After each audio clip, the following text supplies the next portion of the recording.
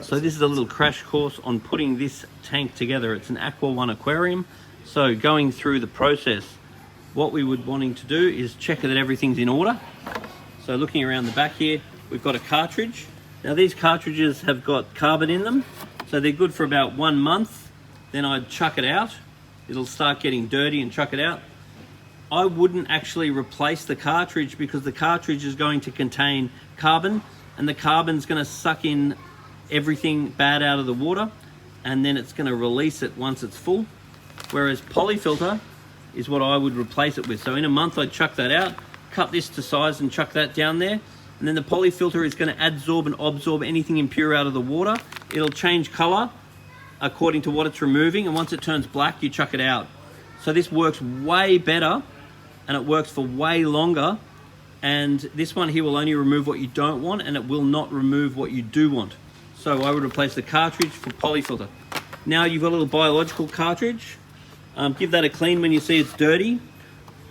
Then you've got some sponge, and you've got some substrate. Now I can chuck a little bit of extra sponge in for no reason, but basically what's happening is the water's going down through here, your dirt's getting caught out here, then it's going past your biological, and biological. The biological must never be cleaned with tap water because the chlorine in the tap water is going to kill the good bacteria. So I just get a bucket, put that stuff in the bucket, rinse it around in water you've taken out of the fish tank. Then throw that water away, put the media back in, and then fill the aquarium back up again. And that's how I'm going to clean the filter. Then inside this one is an impeller. I just give that a little clean if you notice the water's not spraying out as well as it does over months and months.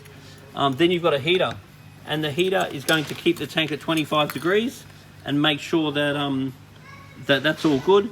But we are also going to need to get a thermometer, because the thermometer is going to check the temperature. The heater is going to set the temperature, but we need to know that the temperature is actually okay. So that's something we're going to need to get, and we stick that on the glass. Now what we're going to do is we're going to go home and we're going to fill the tank up with water. We're going to turn the filter on. So we're going to start filtering. It's also got an air pump. This bit goes out of the water and then it goes to the air line, which is in the water. We want to make sure that's on full, or just get rid of it. I'd rather just get rid of it. So if I just pull that valve off, I'd be happier.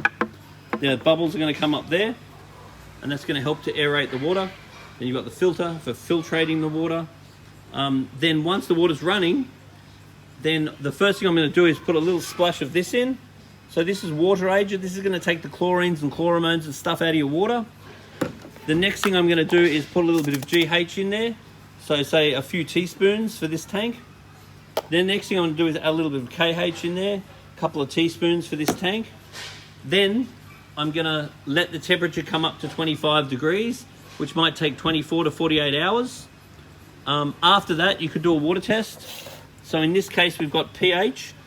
I'd want the pH to be slightly alkaline. So if you test it and it's a bluey green color, that's good. If you test it and it starts to go yellow, then I'm starting to freak out. Ammonia is first degree fish waste. So if you test that and it's green, that's good. If you test it and it's red, there's a little color chart in it. So you look at the color chart. So you really want the ammonia to be 0. And the ammonia is first degree fish waste. So when you put fish in the aquarium, the fish start producing waste. And they start producing waste in the form of ammonia. The ammonia breaks down by bacteria that's going to grow in the filter into nitrite. Then the nitrite, you can test that, and there's a color chart in there. We want that at 0 too. The nitrite's going to break down by bacteria in the filter as well, and that's going to break it into nitrate. And the nitrate is going to build up over time, and that's going to be controlled by water changes. So if your nitrate comes up, it means I want you to change the water more often. Now you've also got a KH test in here, and the KH is going to correspond to this one. So for a tank like this, I probably want the KH at about 4 to 6. And then if you wanted to, you could also check the GH. So most people don't bother. But if you just bring us a sample of water every now and then, we can actually just chuck it through our spin test machine, and we can make sure that all your levels are correct.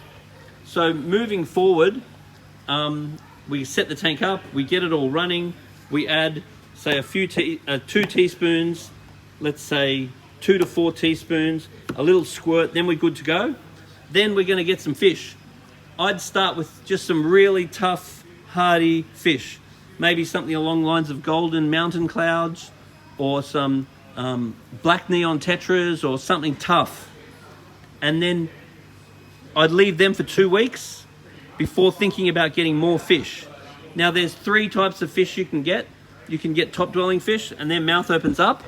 They tend to hang around towards the top. You can get mid dwelling fish, their mouth opens forward. They tend to hang out towards the middle.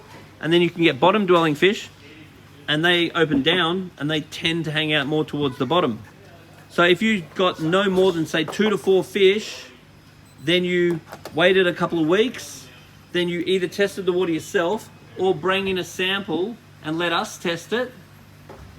Then when I know that everything's okay, you can get a little bit more fish. Now for a tank like this, if you had about top, middle and bottom, 2 fish at the top about that big, or 4 fish at the top that big, 2 fish in the middle that big, or 4 fish in the middle that big, 2 fish in the bottom that big, or 4 fish in the bottom that big. So that's a bit of a guide. So you're probably looking about 6 to 12 fish in this tank, depending on the size of the fish.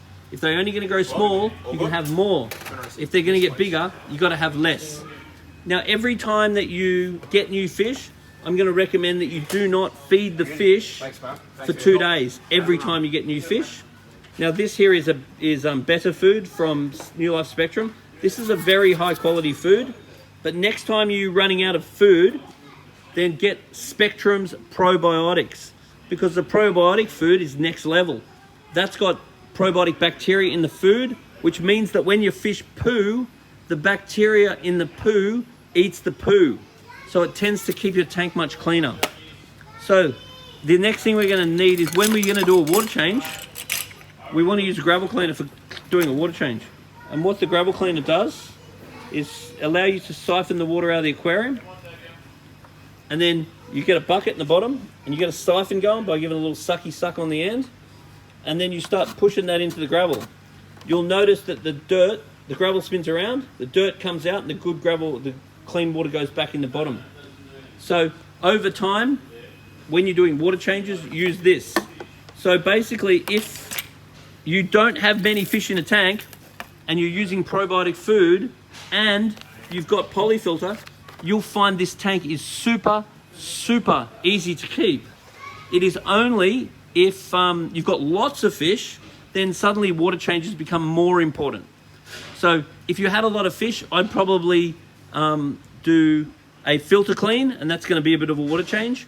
And then say 2 weeks later, I would do a little bit of a water change using the gravel cleaner. Then 2 weeks after that, I'd do a little bit of a water change. And you would only be looking at less than a bucket of water. So this will not take long. The other thing is, you've got a light. I would be wanting the light on, and you can arrange that to be on a timer.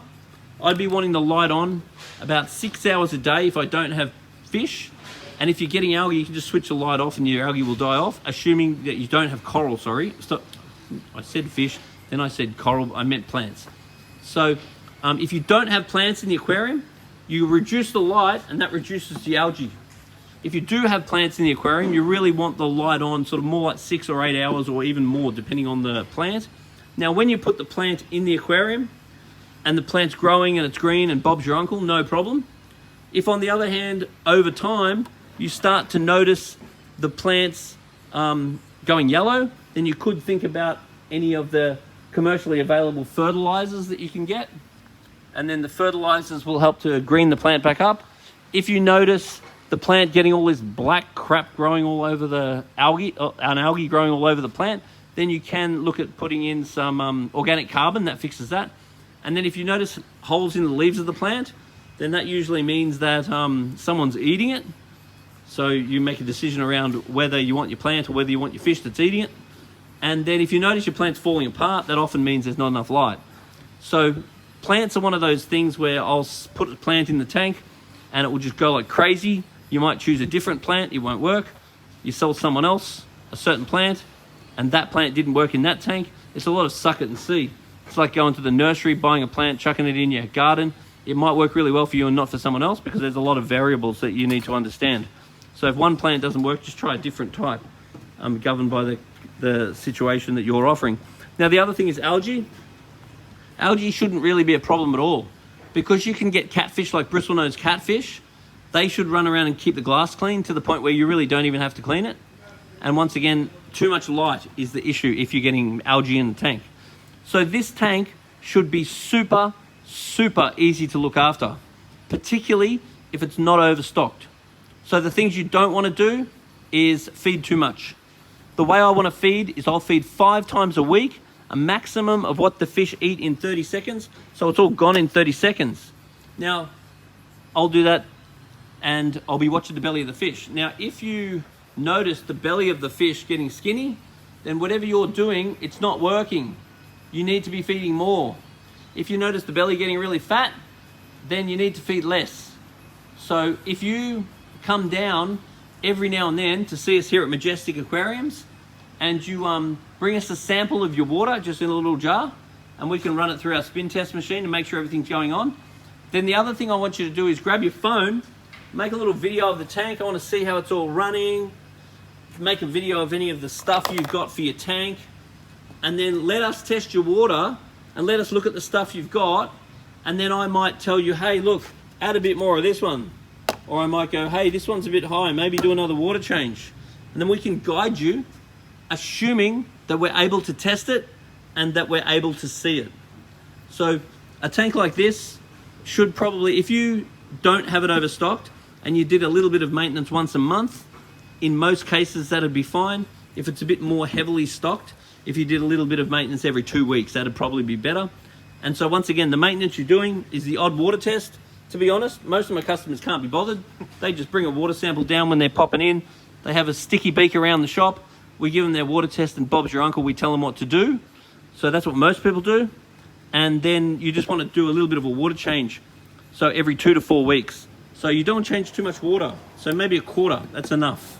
Don't go changing too much or it shocks the fish. Anyway, I hope that's been helpful. And if you've got any questions, feel free to pop in and see us here at Majestic Aquariums.